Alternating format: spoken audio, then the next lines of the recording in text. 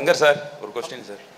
அதான் வந்து நீங்கள் சாங் ரிலீஸ் ஆனதுக்கப்புறமே சோசியல் மீடியாவில் ட்ரெண்டிங்கில் இருந்தது. நீங்கள் வந்து இந்த சாங்கை ஏஆர் ரஹ்மான் சார்கிட்ட கேட்டிங்களா? இந்தியன் டூக்கு வந்து அப்ரோச் பண்ணிங்களா?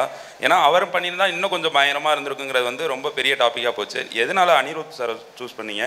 நெக்ஸ்ட்டு வந்து நீங்கள் எப்போவே படம் எடுத்தாலுமே வந்து ஊழலை பற்றியே எடுக்கிறீங்க, சமுதாயத்தில் வேறு எதுவுமே இல்லையா அப்படிங்கிற மாதிரி நிறையா கமெண்ட்ஸ்லாம் நான் படித்தேன். அதை வச்சு தான் இந்த 2 கொஸ்டின் உங்கள்கிட்ட கேட்டிருக்கேன் சார். அது 2க்கான ஆன்சர். மெயினாக வந்து இப்போ 2.0 படம் முடிஞ்சு போச்சு.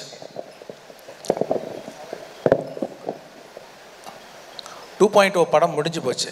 ஆனால் என்னென்னா அதோடைய சிஜி, அந்த பெரிய பேர்டு கேரக்டர் வந்து ஒரு சிஜி கம்பெனி ப்ராமிஸ் பண்ண டயத்தில் அந்த நான் எதிர்பார்த்த மாதிரி அவங்களால டெலிவர் பண்ண முடியல. அப்படின்னும் போது அது அப்படியே படத்தில் விட்டால் அது கண்டிப்பாக ஸ்பாயில் பண்ணிவிடுன்றக்கா திருப்பி ஸ்க்ராட்ச்லேருந்து அந்த பேர்டை க்ரியேட் பண்ண வேண்டிய ஒரு சுச்சுவேஷன் வந்துச்சு.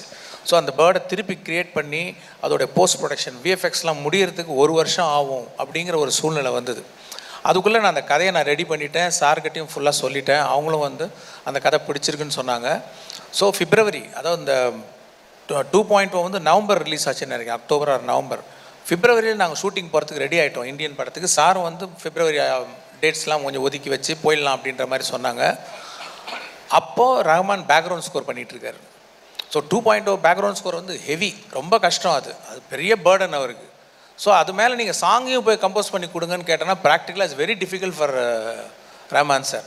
அப்படின்னும் போது படம் ஆரம்பிக்கணும், ஆனால் பாட்டெல்லாம் வேணும் அப்படின்னும் போது இந்த பக்கம் வந்து அனிருத்தருடைய மியூசிக் வந்து நான் ரொம்ப ரசிக்க ஆரம்பிச்சேன். நான் எல்லாருடைய மியூசிக் லைக் பண்ணுவேன், லைக் யுவன் சங்கர் ராஜா அண்ட் ஹாரிஸ் ஜெயராஜ், அப்புறம் சந்தோஷ் நாராயண் நல்லா பண்ணிகிட்ருக்காரு.